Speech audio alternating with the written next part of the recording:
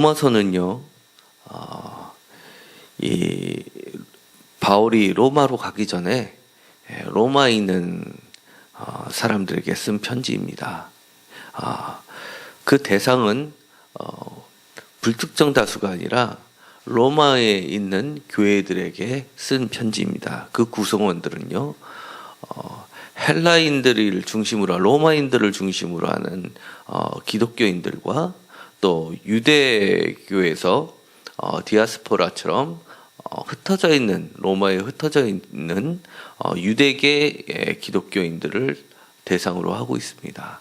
그런데 로마 교회의 특징은 그들이 생각하는 전 세계의 중심이다 보니까 굉장히 철학이 발전되어 있었고요.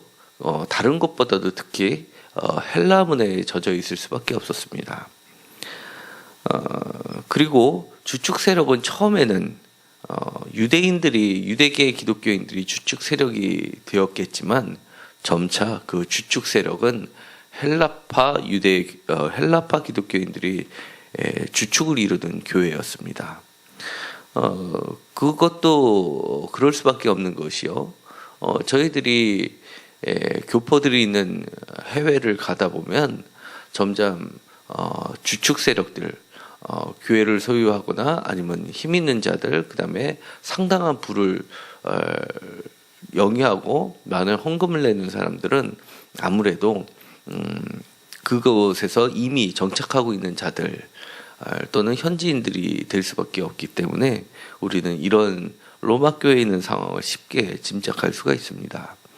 오늘의 말씀을 보면은요, 19절에 보면 하늘로부터 18절에 하늘로부터 나타났다라고 얘기를 합니다. 무엇이 하늘로부터 나타나냐면 하나님의 진노가 불의로 진리를 막는 사람들의 모든 경건하지 않음과 불의에 대해서 나타났다고 얘기를 하고 있습니다. 그러니까 여기선 모든 사람들에 대해서 하나님의 진노가 하늘로부터 나타났다라고 하는데, 이 모든 사람이라는 것은 하나님을 이미 알고 있는 유대교 그리스도인들 뿐만 아니라 엄격히 하면 여기서는 아직 기독교화되지 않은 유대인들을, 하나님을 믿는다고 하는 유대인들이 될 수 있겠습니다. 그런 사람들이나 아니면 하나님을 잘 모르는 헬라파 또는 헬라인들까지도 포함하고 있다는 겁니다. 그래서 로마서에서 전체적으로 얘기하는 것은 하나님 앞에 그 누구도 예외가 될 수 없다는 것을 가지고 있고요. 그런 것이 19절에 바로 나와 있습니다. 19절에 이는 하나님을 알만한 것이 그들 속에 보입니다. 이렇게 얘기하고 하나님께서 이를 그들에게 보이셨다라고 얘기합니다. 이 부분에 대해서는요, 유대인들에 대해서는 뭐 그럴 수 있습니다. 왜냐하면 그들에게는 율법이라는 게 있었고요, 하나님이 선지자들을 통해서 계시를 해주셨기 때문에 그들에 대해서는 하나님의 진노가 내렸을 때 그 심판의 기준이 뚜렷할 수밖에 없었습니다. 그런데 그렇지 않은 로마인들, 그리고 로마의 시민권을 가지고 있는 헬라말을 하는 헬라파 사람들에게는 그 부분에 대해서는 동의하기가 매우 어렵기 때문에 그렇습니다. 어떤 면에서는 하나님의 진노가 그들에게 내렸다는 게 억울할 수도 있습니다. 자기네들이 언제부터 하나님의 계명에 대해서 들은 적이 있었으며 또 예수님의 복음에 대해서 들은 적이 있었으며 이런 것들을 따지는데, 유대인들하고 똑같은 동일선상에 대해서 너희들도 하나님 앞에 의인이 아니고 다 같은 죄인이다라고 한다는 것은 어떤 면에서 억울할 수가 있습니다. 그런데 그럴 만한 이유가 분명히 있다는 겁니다. 뭐냐면 20절에 나와 있는 것처럼 창세로부터 그의 보이지 아니하는 것들 곧 그의 영원하신 능력과 신성이 그가 만드신 어디에요? 만물에 분명하게, 그것도 분명하게 보여 알려졌다, 이렇게 얘기를 하고 있기 때문입니다. 이 만물에 하나님의 신성이 보여 알려졌다라고 하는 이 만물이라는 부분이 어디까지일까요?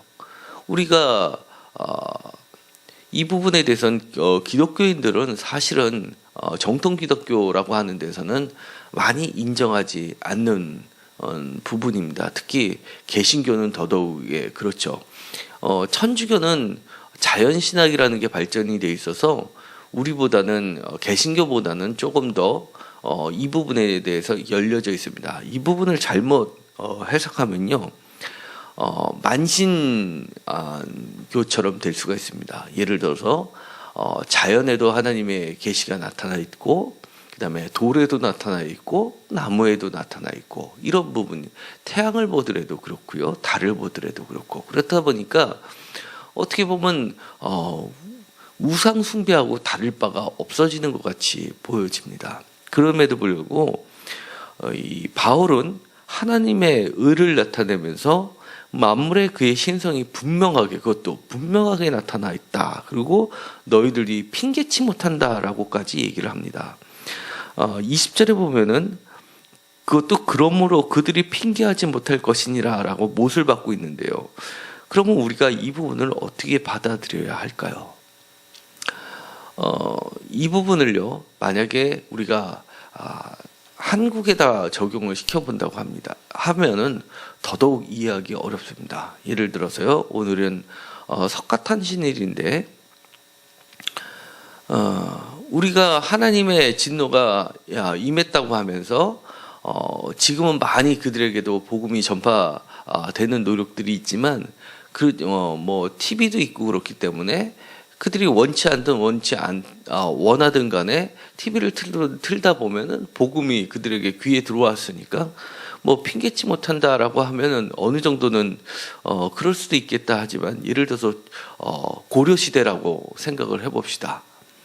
고려 시대 때 그들이 불교가 국교이었는데 그들한테 너희들은 하나님 앞에 죄인이다. 왜냐하면 만물에 하나님의 신성이 분명히 나타나 있는데 너희들이 우상을 섬겼기 때문에 너희들이 핑계치 못할 것이다. 왜 하나님을 안 믿냐? 왜 예수 그리스도를 안 믿냐? 이렇게 얘기하면은 굉장히 당혹스러울 수밖에 없습니다. 그리고 심지어 기독교인들한테 그들에 대해서 죄를 물을 수 있느냐라고 한다면 모든 사람이 다 죄를 물을 수 있다라고 대답하기가 만만치 않습니다. 그럼에도 불구하고 바울은 하나님의 성경 말씀을 통해서 이것이 핑계치 못한다고 얘기를 하고 있는 겁니다. 이것은 굉장히 중요한 부분이고 진리일 수밖에 없습니다. 왜 그러냐 하면 우리가 하나님을 경험한 사람의 입장에서 보면은요, 진리입니다.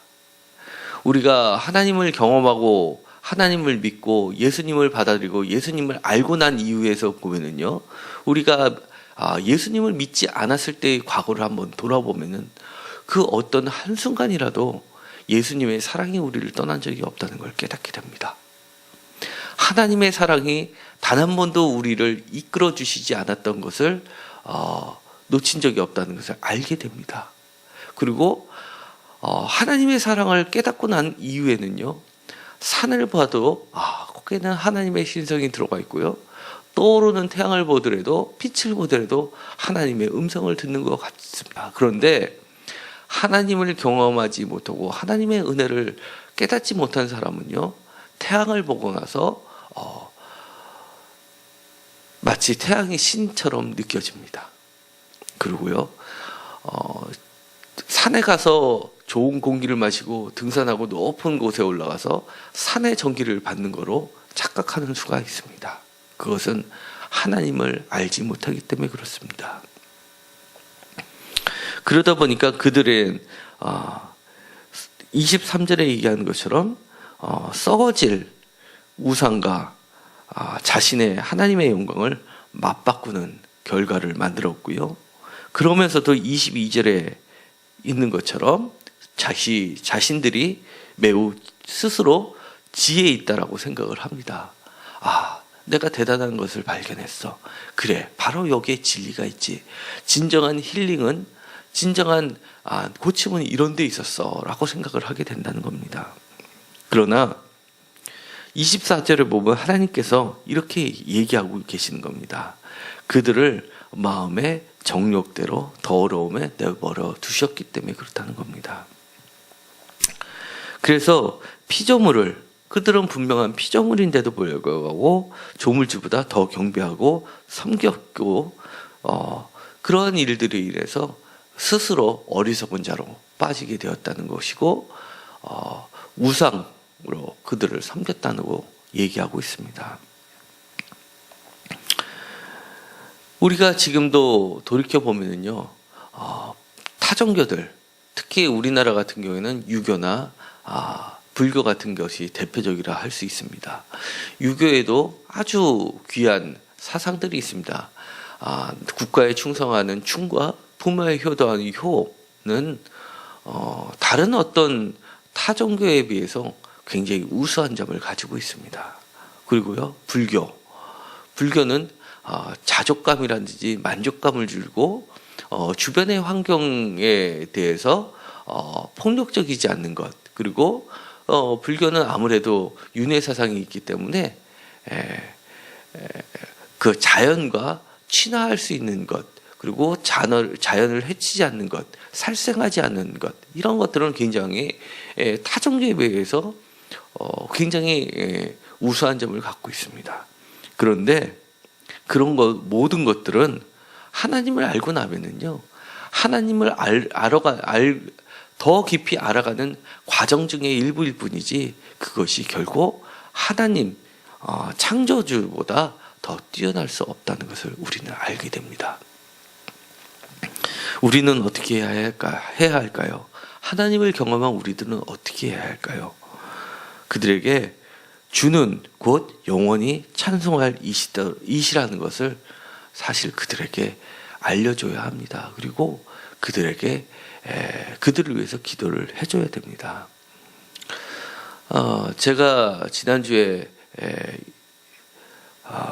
그런 타 종교와의 만남을 통해서 타 종교에는 있을 수 없는 정말 강력한 요소가 기독교에 있다는 것을 다시 한번 깊이 깨달았습니다. 그것은 바로 생명입니다.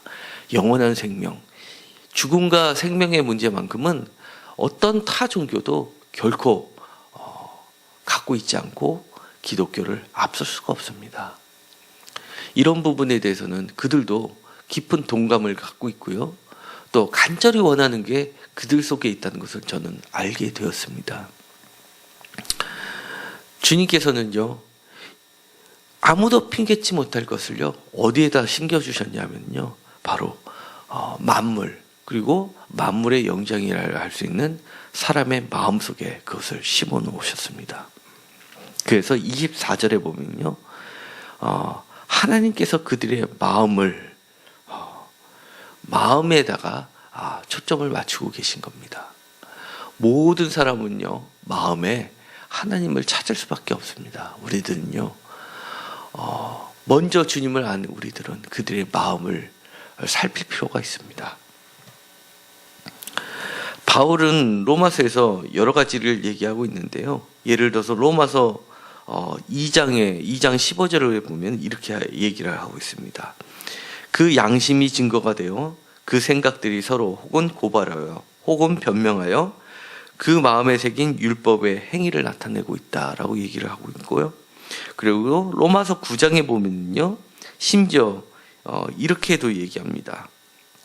9장보다는 13장을 먼저 읽어보겠습니다. 로마서 13장 5절에는요, 그러므로 복종하지 아니할 수 없으니 진노 때문에 할 것이 아니라 양심을 따라 할 것이다, 이렇게 얘기합니다. 이거는 매우 당연한 것처럼 들리지만요, 사실은 이 부분은 이렇게 얘기를 했었어야 되는 겁니다. 바울이 양심을 따라 하는 게 아니라요, 사실은 바리새인 중에 바리새인이니까요, 나는 율법을 따라 할 것이다, 이렇게 얘기를 했었어야 할 부분인 겁니다. 그런데 율법을 따라 하지 않고 무엇을 따라 했다고요? 양심을, 마음을, 선한 마음을 따라 했다는 겁니다. 그 다음에 로마서 9장 1절에 보면요, 내가 그리스도 안에서 참말을 하고 거짓말을 아니하노라. 나에게 큰 근심이 있는 것과 마음에 그치지 않는 고통이 있는 것을 내 양심이 성령 안에서 나와 더불어 증언하노라. 사실요, 증언할 때는 율법에서는요, 두세 사람의 증인이 필요합니다. 그런데 바울은 그것을 버렸다는 얘기입니다. 더 이상 사람이 필요하지 않고 내 양심에 따라서 내 양심 안에, 내 마음 안에 무엇이 있냐면 성령이 그것을 증언한다는 겁니다. 그것이 9장 1절에서 얘기하는 내가 그리스도 안에서 참말을 하고 거짓말을 하지 않는다라고 얘기를 하면서 내 양심이 성령 안에서 움직이는 것이 바로 그리스도 안이라고 얘기를 하고 있는 겁니다. 우리 마음속에요, 스스로의 지혜로 가득 채운다면 그것은 결국 미련한 길로 빠질 수밖에 없고 피조물을 창조주 하나님보다 더 경배하는, 우상을 숭배하는 쪽으로 빠질 수밖에 없습니다. 그런데 이제 성령님이 역사하시고 그리스도의 영이 역사하시면 그 마음속에 바로 양심이 작용을 하는 겁니다. 그리고 그를 무엇으로 서서히 움직이게 하냐면 주 하나님 곧 영원히 찬송받으실 분 앞으로 인도하고 있다는 것을 로마서에서는 얘기하고 있습니다. 이제 오늘같이 뜻깊은 날에 우리는 깊이 묵상할 필요가 있습니다. 타종교를 사탄이라고 무조건 내모는 것이 아니라 그들을 하나님 앞으로 변화시킬 필요가 있습니다. 우리도 하나님 앞에서는 결코 의인이 될 수 없었던 것처럼 결국 그들도 하나님 앞에서 의인이 될 수 없습니다. 오직 우리가 그리스도를 통해서 의인화 될 수 있었던 것처럼 그들도 똑같이 그리스도 안에서 새로운 피조물로 바뀔 수 있다는 것을 얘기하고 있습니다. 이제 만물에 분명히 나타나신 하나님의 은혜가 저희와 그들 모두에게 넘치게 되기를 간절히 소망합니다. 오늘 기도를 하시면서 혹시 가족 중에 아니면 가까운 친구 중에 아니면 주변 중에 이렇게 분명하게 드러나 있는 하나님을 보지 못하는 자들이 있다면 그리스도의 영이 그들을 마음 가운데 지배하셔서 그들을 하나님 앞으로 인도하게 해달라고 간절히 기도하는 시간이 되었으면 좋겠습니다. 기도하고 마치겠습니다. 하나님, 저희들에게 하나님께서는 만물을 통해서 하나님을 알게 하셨습니다. 그러나 우리가 스스로 지혜 있다 하면서 창조주 하나님보다 피조물을 더 경배하고 숭배하는 그런 잘못을 저질렀습니다.